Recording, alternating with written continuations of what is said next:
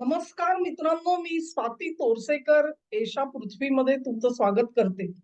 Iran मधल्या घटना ज्या आहेत, त्या मीडियाला एक्साइट करून सोडणाऱ्या आहेत. म्हणजे खरोखरच ज्याला काही जणांना ते आवडलेलं असेल, तर ते त्याचं प्रचंड स्वागत करताना दिसतायत. ज्यांना आवडलं नाही, ते त्याचा निषेध करताना दिसतायत. परंतु भरभरून प्रतिक्रिया मीडिया तुम्हाला देताना दिसतोय, इराणच्या एकंदरीतच घटनांवरती. आणि ही घटना काय आहे? आतापर्यंत तुम्ही सगळ्यांनीच बघितलेली आहे, त्यामुळे थोडक्यातच सांगते, की इराणमध्ये एक प्रकारचं आर्थिक संकट आलेलं दिसतंय. त्यांचं जे चलनी नाणं आहे रियाल, त्याच्या बदल्यामध्ये त्याची घसरण कशी झाली आहे बघा, की या अगोदर साधारणपणे 4,30,000 रियाल तुम्ही दिलेत तर तुम्हाला डॉलर मिळत होता. त्याची किंमत आता 4,30,000 वरून जवळ-जवळ 13.5 लाख 14 लाखापर्यंत पोहोचली. म्हणजे साधारण तिप्पट झाली आहे असं समजा. म्हणजे आज तुम्हाला समजा $1 विकत घेण्यासाठी जर का ₹3 द्यावे लागत असतील, तर आता ₹9 द्यावे लागतील. अशी एक ते कोष्टक तिकडे तयार झालंय. बरं ठीक आहे, प्रत्येक माणसाला काही डॉलर घ्यावा लागत नाहीये, परंतु जे बिझनेस करतात, व्यापार करतात त्यांच्यासाठी चलनी नाणं एवढ्या प्रमाणामध्ये त्याची घसरण होणं, म्हणजे इराणमधून बाहेर जाणारी जी निर्यात आहे, तिच्या किमती पूर्णपणे कोसळल्यासारख्या आहेत असं आपण गृहीत धरू शकतो. आणि देशाला मिळणारं उत्पन्न जे आहे त्याच्यामध्ये प्रचंड घट झालेली तुम्हाला दिसेल. ह्याच्यात जोडीला मोठ्या प्रमाणामध्ये भाडेवाढ, महागाई वाढलेली दिसते आपल्याला. आणि महागाईचा दर 40% आहे असं IMF सांगतं. प्रत्यक्षामध्ये लोक जे लिहितायत त्याच्यावरून ₹100 ची वस्तू आता जवळ-जवळ ₹175 पर्यंत पोहोचलेली आहे. ह्या सगळ्यावरती एक जवळ-जवळ 5 बँका इराणच्या अशा आहेत, की ज्यांचे व्यवहार ठप्प होऊ शकतात. आणि ह्या परिस्थितीमध्ये मग लोक रस्त्यावरती आले आणि त्यांनी निषेध करायला सुरुवात केली. काही ठिकाणी जाळपोळ झालेली आपल्याला दिसली. आणि ह्याच्यामधून मग मीडियानी अर्थातच त्यांची नेहमीची जी एक स्टाईल आहे, की बाबा रेजिम चेंज म्हणजे सोरोस सारखं काहीतरी लोकांना रस्त्यावरती उतरवायचं आणि प्रत्यक्षात आत्ता असलेला जो सत्ताधारी आहे, त्याला पळवून लावायचं आणि अमेरिकेचा जो कोणी अ, बाहुला असेल त्याला तिथे बसवायचं. या सगळ्यासाठी या हालचाली घडतायत, असं एकंदरीत तुम्हाला सूर दिसेल सगळ्या विश्लेषणाचा. पण खरोखरच तसं आहे का? तर म्हणतात ना, वन्स बिटन ट्वाइस शाय. किंवा आपण म्हणतो, की दुधाने तोंड पोळलं तर ताक देखील माणूस फुंकून प्यायला सुरुवात करतो. तसं थोडं मीडियानी आपण जी काही कथा सांगतो आहोत, त्याच्यावरती थोडासा विचार करायला पाहिजे. तुम्हाला अगदी फार दूरची नाही, पण अगदी जवळची आठवण देते. इराणनी जेव्हा अशाच इस्रायलने इराणवरती हल्ला केला आणि त्यांचे अणुप्रकल्प पूर्णपणे उद्ध्वस्त झाले आणि मग ते अमेरिकेने कुठचे बॉम्ब दिलेले होते, ते कसे आतपर्यंत पेनिट्रेट करतात आणि इतके फूट आतमध्ये असलेले बंकर सुद्धा कसे कोसळवले, तिथे असलेली सगळी कमांड सेंटर रद्द झाली वगैरे, वगैरे प्रचंड बातम्या दिल्या गेल्या. आणि मग इराणची सगळी आण्विक क्षमता कशी शून्यावरती आली. इस्रायलनी तो हल्ला केला, त्याच्यावरती मोठा गदारोळ झाला इतका, की कतारनी म्हणजे एकंदरीतच अरब जगतामध्ये एक विचित्र परिस्थिती तयार झालेली होती. आणि इराण वरती अशा प्रकारची कारवाई केल्यामुळे इस्रायल अर्थातच त्याचे जे कोणी पाठीराखे आहेत ते खुश होते. पण नंतर हळू-हळू बातम्या ज्या आल्या त्या विशेष महत्त्वाच्या होत्या आणि त्या अशा होत्या, की मुळात अमेरिकेने जिथे हल्ले केले, त्या तळांवरती जी काही महत्त्वाची सामग्री होती, ती इराणने आधीच दुसरीकडे हलवलेली होती. आणि त्याच्यामुळे हे हल्ले जरी झाले, तरी इराणचं काही फारसं नुकसान झालेलं नाही. ही बाब सर्वांच्या समोर आल्यानंतर मग ट्रम्प प्रशासनाची गडबड उडाली आणि त्यांनी सांगितलं, "नो, नो, नो." म्हणजे ही आतली बातमी जी आहे, की अशा पद्धतीने हल्ला होणार आहे. इस्रायल हल्ला करणार आहे, ही बातमी इराणला आधी कोणी दिली? कुठल्या सूत्रांनी दिली? ह्याच्यावरती गदारोळ झालेला होता. तेव्हा ही जी महत्वाची गोष्ट आहे ना, ती नजरेआड कडून आपल्याला चालत नाही. त्याच्यामध्ये एकच दिसून येतं, कुठेतरी ट्रम्प प्रशासन जे आहे ते चाचपडताना दिसत होतं. या सगळ्याला उत्तर देताना. सो कन्क्लुजन जे होतं त्यावेळेचा निष्कर्ष हाच होता, की इराणवरती हल्ला केलेला तर दाखवायचा. म्हणजे ऑप्टिक्स अशी दाखवायची, की आपण आक्रमक आहोत आणि इराणचं बिलकुल ऐकत नाही आहोत. इराणला दाबून टाकायचा प्रयत्न करतोय. प्रत्यक्षात काय झालेलं होतं, त्यांना एक प्रकारचा ताकीद इशारा देऊन अमेरिका शांत बसली. त्यांचं फारसं नुकसान होणार नाही, याचीही काळजी घेतली गेलेली होती. आणि हे का झालं? हा प्रश्न का महत्वाचा आहे आता? कारण अमेरिका काय करण्याच्या मनस्थितीत आहे ह्याच्यावरती पुढच्या गोष्टी त्या अवलंबून असणार आहेत. तेव्हा हे अमेरिकेला करावं लागलं त्याची त्यांनी 2 वास्तव स्वीकारलेली आहेत. एक म्हणजे आजच्या घडीला अमेरिकेची लष्करी ताकद ही कमी झालेली आहे. त्यांच्याकडे जो काही शस्त्रगोळा होता, सामग्री होती ती सगळी युक्रेन युद्धामध्ये वापरून संपलेली आहे. ती सगळी त्यांना दिली गेली. त्यामुळे आज 3 ते 4 दिवसाचं युद्ध जर का करायचं झालं, तर पुरेसा दारुगोळा अमेरिकेकडे नाही. 3 दिवस पुरेल एवढा आहे. 4 दिवस फारतर तुम्ही पुरवाल. मग हे सगळं कोणासाठी ठेवणार ते? आपल्या देशावरती संकट आलं, तर त्याच्यासाठी म्हणून हा सगळा दारुगोळा ठेवतील का इराणसाठी ठेवतील? किंवा आणि कुठे तैवानसाठी ठेवतील? हा प्रश्न आहे. तेव्हा मग हे संपलं तर मग काय करायचं? तर त्यांना डायरेक्ट म्हणे अण्वस्त्र वापरावी लागतील, अशी एक परिस्थिती तयार सांगितली जाते. तेव्हा अमेरिका ही प्रत्यक्ष काही त्याच्यामध्ये उतरणार नाही. त्यांना असं म्हणतात, की रेजिम चेंज करून हवाय. म्हणजे त्यांना खोमेनी तिकडून काढायचा आहे. पण खरोखरच खोमेनीही काढायचं आहे का? त्याच्यावरही माझ्या मनामध्ये शंका आहे, कदाचित असू शकेल. त्यांनी म्हणे कुठे आश्रय मागितलेला आहे आणि त्याला आता रशियानी नाही सांगितलंय. मग आणि कुठे त्याला पाठवता येईल म्हणून काही चाचपणी सुरू आहे, असं वगैरे सगळ्या बातम्या तर आहेत. त्या कशा डेव्हलप होतात तेही महत्वाचं आहे. पण एक आपल्याला लक्षात घेता येईल, की आतापर्यंत इराणचे अनेक कमांडर्स मारले गेले. घातपाती पद्धतीने मारले गेले. त्याच्यामध्ये काही थेट मारले गेले, काही इस्रायलच्या सूत्रांनी इराणच्या भूमीवरती उपस्थित राहून एक व्यक्तिगत हल्ले केले आणि मग हल्लेखोर तिथून निसटलेलं आपल्याला दिसतं. अर्थात छडा कुठलाच लागलेला नाहीये. मग हे कोण होते जे मारले गेले? आणि खोमेनींचं काय? आणि जे आत्ताचे जे पंतप्रधान पेजेशकियान आहेत त्यांचं काय? तेव्हा ही जी स्टोरी आहे ना, ती स्टोरी कुठेतरी मला अर्धवट वाटते. आणि ट्रम्प आणि इराण प्रशासन हे एकमेकांशी निगोशिएशन चालू आहेत, वाटाघाटी चालू आहेत अशी परिस्थिती आहे असं माझं कन्क्लुजन आहे. आणि त्या वाटाघाटी कशावर चालू आहेत? ठीक आहे तुमचा संपूर्ण समूळ नायनाट करत नाही, पण तुम्ही एवढं-एवढं ऐकायला तयार व्हा. अशी जर का अट अमेरिका इराणला घालू शकते हे लक्षात घ्या. आणि ते ऐकायचं असेल तर ठीक आहे मग आम्हाला खोमेनी व्यक्तिशः काही आमचं नाहीये, परंतु आम्हाला हे बदल करून द्या, असं सांगितलं गेलं असेल तर आणि त्याच्यासाठी कोण तयार झालं असेल तर सांगता येत नाही. जो काही अमेरिकेचा प्लॅन आहे, त्या प्लॅनच्या आड येतील असे सगळे जनरल्स तर मारले गेले नाहीत ना.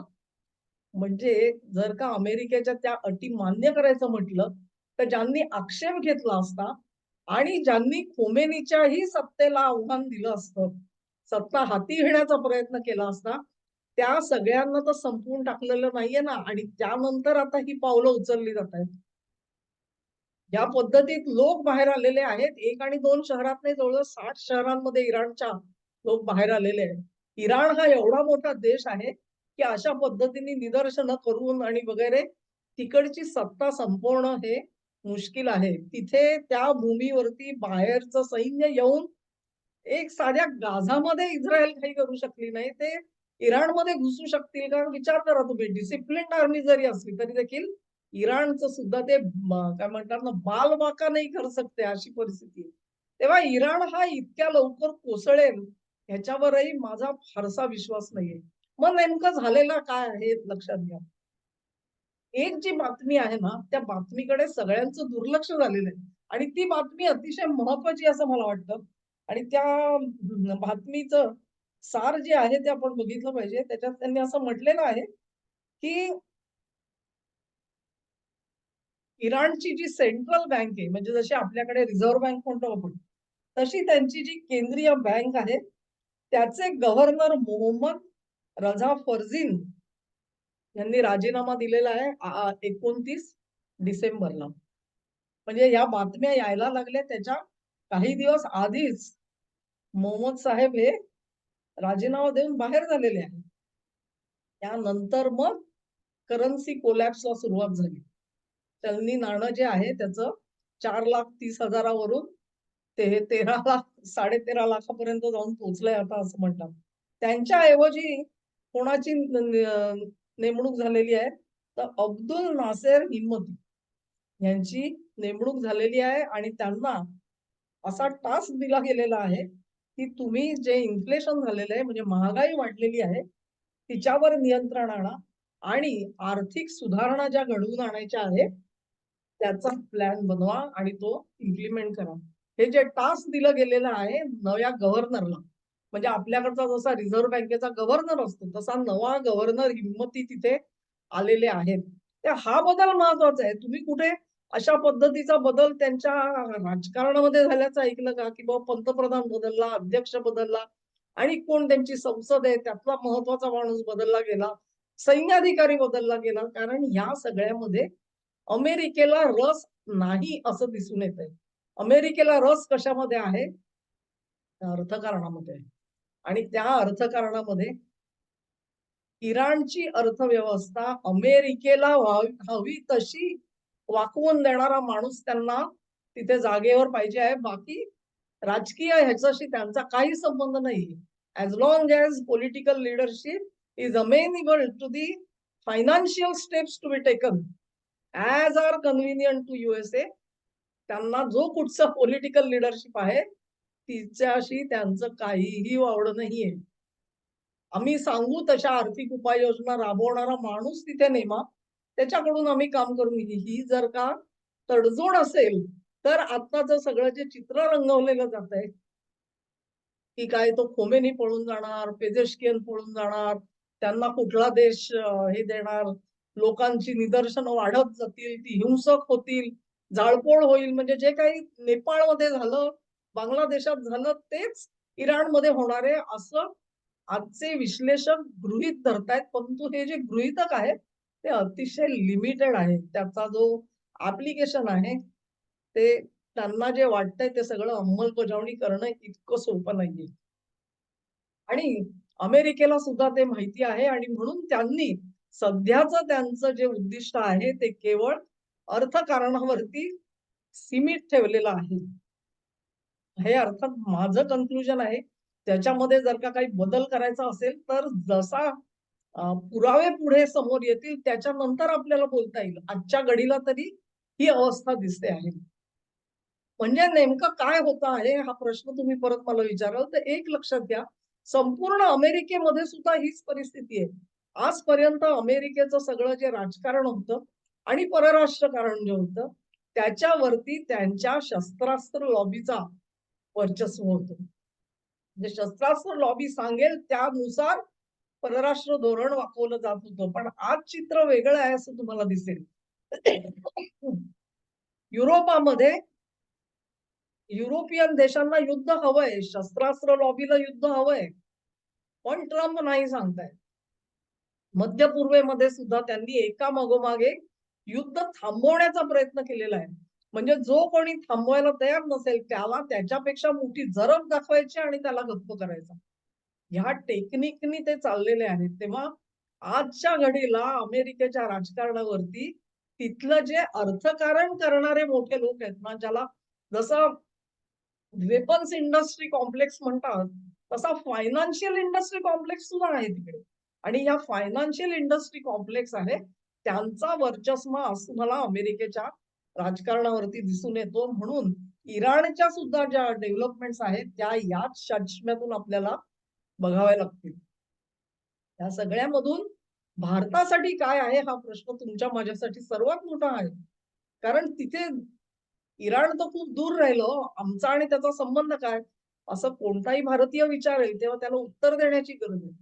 गरज ही आहे की जर का अशा पद्धतीची तडजोड झाली असेल खोमेनी आणि अमेरिका यांच्या सोबत किंवा झालेली नसेल आणि अमेरिकेला सुयोग्य वाटेल अशी व्यक्ती जर का इराणच्या केंद्रस्थानी येणार असेल, तर 2 गोष्टी होतील. इराण राज्यावरती जे आर्थिक निर्बंध लागले गेलेले आहेत, ते निर्बंध मागे घेतले जातील. म्हणजेच 1979 पासून आजपर्यंत 21 आणि 25 जवळ-जवळ 46 वर्ष त्या देशांनी आर्थिक निर्बंध सोसलेले आहेत. त्यांच्यावरचे आर्थिक निर्बंध जर का विथड्रॉ झाले, तर त्याचा फायदा भारताला निश्चित मिळेल. कारण आजच्या घडीला भारत इराणसोबत विशेष व्यवहार करू शकत नाही. कारण आर्थिक त्यांच्याशी व्यवहार केले तर निर्बंध आपल्यालाही लागू होतील. या भीतीने आपण इराणकडून तेल घेण्याचं थांबवलेलं होतं.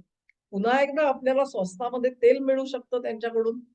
नंबर 2 ची गोष्ट अशी, की चाबहार बंदर जे आहे आणि त्याची सगळी जी डेव्हलपमेंट आहे आणि तिथून मध्य आशियापर्यंत जाण्याचा मार्ग जो आपण बांधायचा प्रयत्न करतोय, ते प्रोजेक्ट सुद्धा आजच्या घडीला जे थंडावलेलं आहे, त्याला वेग मिळू शकतो. तेव्हा एक प्रकारे इराणमधल्या ज्या हालचाली आहेत, त्या भारताच्या पथ्यावर पडू शकतात. हां, धोका मात्र एकच आहे. जर का खोमेनी राजवट कोसळली, तर काय होईल याचा विचार करा. कोसळली आणि सिरियामध्ये जसा तो जोलानी बसवलेला आहे, म्हणजे पूर्वाश्रमीतला तो टेररिस्ट ज्याच्या डोक्यावरती $10 लाख इनाम होतं. असाच एखादा व्यक्ती अमेरिकेचं काय सांगता येत नाही. इराणच्या सत्तास्थानी आणून बसला, तर मध्य पूर्वेमधली ती जी मुस्लिम ब्रदरहूडची जी लाट आहे सगळी, कट्टरपंथाची, ती लाट इराणपर्यंत येऊन पोहोचेल आणि इराण एवढा दूर नाही आपल्यापासून. जरी मध्ये पाकिस्तान आहे, अफगाणिस्तान आहे, तरी त्याची झळ भारतापर्यंत पोहोचेल. कारण तो जो कट्टरपंथ आहे, तो आपल्या परसदारात येणं, ही गोष्ट काही आपल्यासाठी चांगली नाहीये. त्यामुळे इराणसाठी विचार करत असताना 2 बाजूंनी विचार करता येईल. एक म्हणजे हे अशा पद्धतीने जर का आर्थिक निर्बंधातून सुटका झाली, तर एक वेगळ्या अपॉर्च्युनिटीज आणि वेगळ्या आशा भारतासाठी खुल्या होतील.